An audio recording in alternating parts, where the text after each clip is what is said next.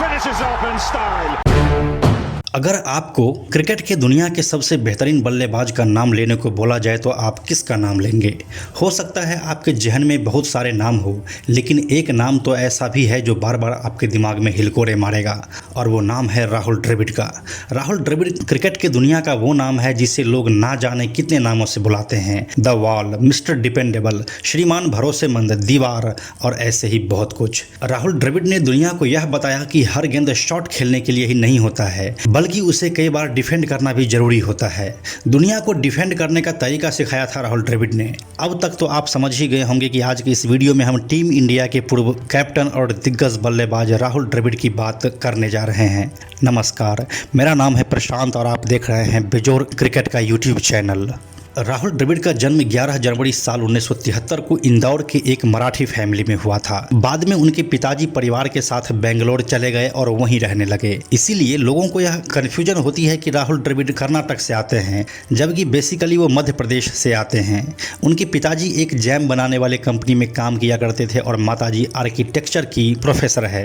राहुल द्रविड़ जब अपने MBA की तैयारी में लगे थे, उसी समय उनको टीम इंडिया में खेलने के लिए बुलावा आया। यह साल 1996 चल रहा था। ऐसा नहीं है कि राहुल द्रविड़ का सिलेक्शन सीधे नेशनल टीम में हुआ था। नेशनल टीम तक जाने से पहले वो अंडर 12, अंडर 15, अंडर 17 और अंडर 19 खेल चुके थे। वो रणजी में साल 1990 से ही कर्नाटक का नेतृत्व कर रहे थे। इसी तरह एक बार जब वो अपने स्कूल की ओर से बेंगलोर के चिन्ना स्वामी स्टेडियम के समर कैंप में खेल रहे थे, तो फॉर्मर क्रिकेटर केकी तारापोर की नजर उन पर गई और यहीं से वो राहुल द्रविड़ को तराशना शुरू किए। उस मैच में राहुल द्रविड़ बतौर विकेटकीपर बल्लेबाज खेलते हुए सेंचुरी लगाए थे। फाइनली 3 अप्रैल 1996 को श्रीलंका के खिलाफ एक दिवसीय मैच में उनका पदार्पण हुआ, लेकिन यह एक दुस्वप्न की तरह साबित हुआ और वह मात्र 3 रन बनाकर मुथैया मुरलीधरन की गेंद का शिकार हो गए। उसी साल 20 जून को लॉर्ड्स में इंग्लैंड के खिलाफ सीरीज के दूसरे टेस्ट में वो डेब्यू किए, क्योंकि संजय मांजरेकर उस दिन फिटनेस टेस्ट पास नहीं कर पाए थे। उसी दिन सौरव गांगुली ने भी डेब्यू किया था। उस मैच के पहले इनिंग में राहुल द्रविड़ ने 95 रनों की इनिंग खेलकर बता दिया कि वो लंबी रेस का घोड़ा है। आगे जो होता गया वो बस इतिहास बनता गया। साल 1996-97 में भारतीय टीम 3 टेस्ट मैच खेलने के लिए दक्षिण अफ्रीका गई थी। इस सीरीज के तीसरे मैच में वो 148 रनों की इनिंग खेली और वह टीम इंडिया को जीत की दहलीज पर लगभग पहुंचा ही दिया था कि खराब रोशनी की वजह से मैच ड्रॉ करना पड़ा। यह राहुल द्रविड़ का फर्स्ट टेस्ट सेंचुरी था। तारीख याद रख लीजिए, 16 जनवरी साल 1997। इस सीरीज में 55 के औसत से 277 रन बनाकर राहुल द्रविड़ भारत के ओर से टॉप स्कोरर रहे थे। इसके बाद साल 1999 में वो 4 टेस्ट सेंचुरीज मारे, जिसमें न्यूजीलैंड के खिलाफ खेला गया हैमिल्टन में 190 रनों की शानदार पारी भी शामिल है, और उसी टेस्ट के दूसरे इनिंग में नाबाद 103 रन बनाकर वह इतिहास रच दिए। राहुल द्रविड़ दोनों इनिंग में शतक लगाने वाले इंडिया की ओर से तीसरे बैट्समैन बने। इससे पहले यह कारनामा विजय हजारे और सुनील गावस्कर कर चुके थे। उनका पहला दोहरा शतक उनके 7वें शतक के रूप में आया, जब वो दिल्ली में जिम्बाब्वे के खिलाफ खेलते हुए नाबाद 200 रन बनाए थे। ऐसा नहीं है कि राहुल द्रविड़ इस दौरान सिर्फ टेस्ट ही खेलते रहे, वो एक दिवसीय मैच भी लगातार खेले जा रहे थे। साउथ अफ्रीका के खिलाफ 84 रनों की इनिंग के साथ ही वो चेन्नई वनडे में पाकिस्तान के खिलाफ सेंचुरी भी ठोक चुके थे। इस दौरान उन्हें 2 बार मैन ऑफ द मैच का अवार्ड भी मिला था।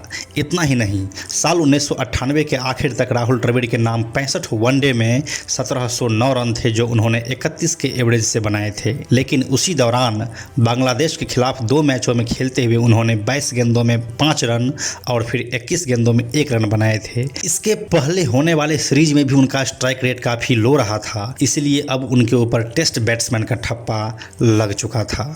टेस्ट स्पेशलिस्ट बैट्समैन होने के बावजूद भी राहुल द्रविड़ का सिलेक्शन 1999 विश्व कप के लिए हुआ। यहां उन्होंने सबको धाता बताते हुए पूरे टूर्नामेंट में इंडिया के लिए सबसे ज़्यादा 461 रन बनाए, जिसमें लगातार 2 शतक भी शामिल था। यह रन 65 के औसत और 85 के स्ट्राइक रेट से आया था। इसके बाद वो साल 2003 में हुए विश्व कप के लिए भी चुने गए, जिसमें वो उप कप्तान बनाए गए थे। इसमें टीम इंडिया फाइनल में ऑस्ट्रेलिया से हार गई थी।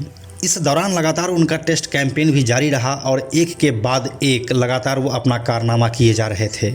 अपने 164 टेस्ट कैरियर में वो 13,288 रन बनाए, जिसमें 36 शतक, 63 अर्धशतक और 5 दोहरा शतक शामिल है। उनका टेस्ट में हाईएस्ट स्कोर 270 रनों का है, जो उसने पाकिस्तान के खिलाफ रावलपिंडी में बनाया था। राहुल द्रविड़ को टेस्ट का महानतम बल्लेबाज इसलिए कहा जाता है क्योंकि उनमें पिच पर टिक कर खेलने की क्षमता थी। इस बात का पता चलता है उनके द्वारा सामना किए गए 31,258 गेंदों से। यह एक विश्व रिकॉर्ड है। दूसरे नंबर पर आते हैं मास्टर ब्लास्टर सचिन तेंदुलकर, जिन्होंने 200 टेस्ट में 29,437 बॉल फेस किए थे। वनडे मैचों की बात करें तो 344 मैचों में 12 शतक और 83 अर्धशतक के साथ राहुल द्रविड़ ने 10,889 रन बनाए थे, जिसमें 153 उनका उच्चतम स्कोर था, जो वह न्यूजीलैंड के खिलाफ हैदराबाद में बनाए थे। लोगों का मानना है कि राहुल द्रविड़ ही वह शख्सियत है जिनके वजह से क्रिकेट को जेंटलमैन का खेल कहा जाता है।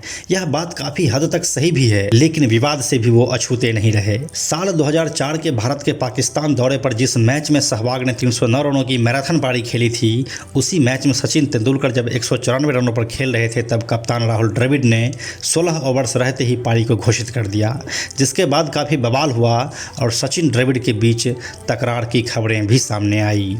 चलिए अब बात कर लेते हैं राहुल द्रविड़ के आईपीएल करियर की। साल 2008 के शुरुआती सीजन में वो रॉयल चैलेंजर्स बेंगलोर के वीआईपी प्लेयर थे और उनको कप्तान बनाया गया था। इसके बाद आरसीबी ने उनको 2010 के सीजन के बाद रिलीज किया। फिर साल 2011 से लेकर 2013 तक वो राजस्थान रॉयल्स के लिए खेले। टेस्ट बैट्समैन के रूप में विख्यात राहुल द्रविड़ आईपीएल में 115 के स्ट्राइक रेट से खेलकर सबको चौंका दिए।